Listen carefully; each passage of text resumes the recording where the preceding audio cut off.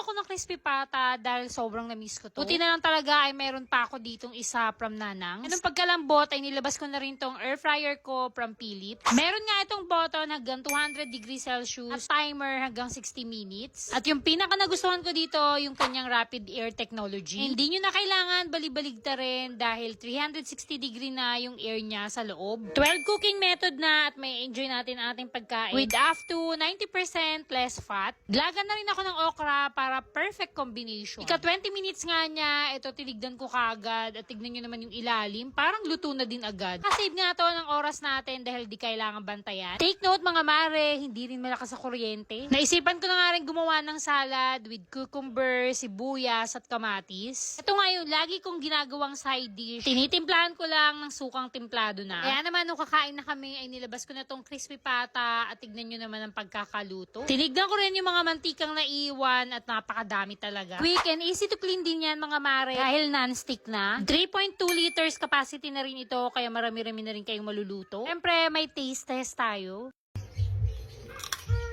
Grabe ang pagka-crispy, kaya naman tara kain tayo. Available yan in blue and orange. Kasi yan ngayon, kaya add to cart na.